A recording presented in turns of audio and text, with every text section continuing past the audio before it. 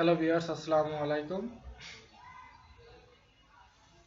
আজকে আমি তথ্য যোগাযোগ প্রযুক্তি কোর্সটি যে টপিকটি নিয়ে আলোচনা করব সেটি হলো ডেটা ট্রান্সমিশন পদ্ধতি। আজকে আমি জাস্ট ডেটা ট্রান্সমিশন পদ্ধতি প্রকারভেদটা এবং একটু ধারণা দেব।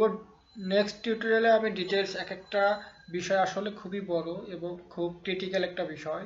এগুলো আমি আলাদা প্রত্যেকটা, যেমন synchronous, asynchronous transmission, synchronous transmission এবং আইসোক্রোনাস ট্রান্সমিশন, আমি এক একটা টিউটোরিয়াল তৈরি করব, কারণ এগুলো একটু বড় বড়, একটু টপিকটি একটু বড়। এর জন্য আমি এগুলো খুব সুন্দরভাবে, যাতে আপনারা খুব সহজে বুঝতে পারেন, এর জন্য আমি একসাথে করলে হয়তো আপনাদের বোরিং লাগতে পারে, অনেক সময় আমার ভিডিওটা অনেক বড় হতে পারে।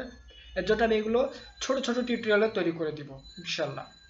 চলুন কথা না বলে আমি আবার টপিকে চলে যাই। কম্পিউটার থেকে কম্পিউটারে ডেটা স্থানান্তর হয় সিগন্যাল বা বিটের মাধ্যমে। তাহলে এক কম্পিউটার থেকে অন্য কম্পিউটারে ডেটা স্থানান্তর হয় কিসের মাধ্যমে? সিগন্যাল বিটের মাধ্যমে। এক কম্পিউটার থেকে অন্য কম্পিউটারে ডেটা ট্রান্সমিশন হওয়ার সময় অবশ্যই দু কম্পিউটারের মধ্যে সিগন্যাল বিটের শুরু এবং শেষ বুঝতে সম্মত হতে হয়। তাহলে কি থাকে? এক কম্পিউটার থেকে অন্য কম্পিউটার যদি আমরা ডেটা স্থানান্তর করতে চাই, তাহলে আমাদের শুরু এবং শেষ বিট বুঝতে হয়, সম্মত হতে হয়। বিটের শুরু এবং শেষ বুঝতে না পারলে প্রাপক কম্পিউটার বা যে সিগন্যাল গ্রহণ করতে পারে না। অর্থাৎ আপনি একটা সাপোজ চিন্তা করেন, যেমন আমি আপনার কাছে একটা চিঠি লিখব, যদি আপনি আপনার ঠিকানা যদি আপনি রাইট আমি না লিখতে পারি আপনার ঠিকানা, তাহলে আমি যে চিঠিটি লিখবো এই চিঠিটি কি আপনার কাছে যাবে? অবশ্যই মেবি না, যাবে না।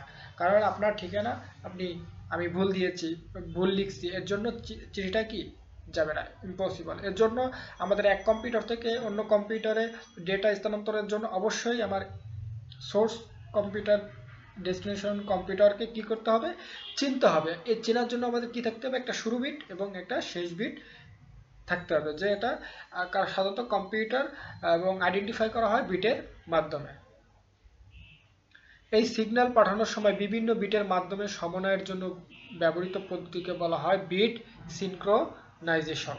তাহলে এই যে সিগন্যাল পাঠানোর সময় বিভিন্ন বিটের মধ্যে সমন্বয়ের জন্য ব্যবহৃত পদ্ধতিকে বলা হয় কি?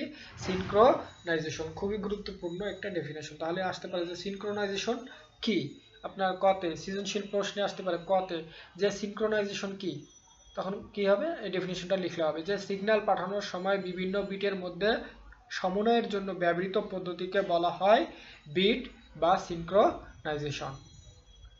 তারপরে দেখুন, কম্পিউটার ডেটা ট্রান্সমিশনে প্রধানত তিন ধরনের বিট সিনক্রোনাইজেশন ব্যবহৃত হয়। তাহলে কম্পিউটার ডেটা কমিউনিকেশনে প্রধানত কয় ধরনের বিট সিনক্রোনাইজেশন হয়?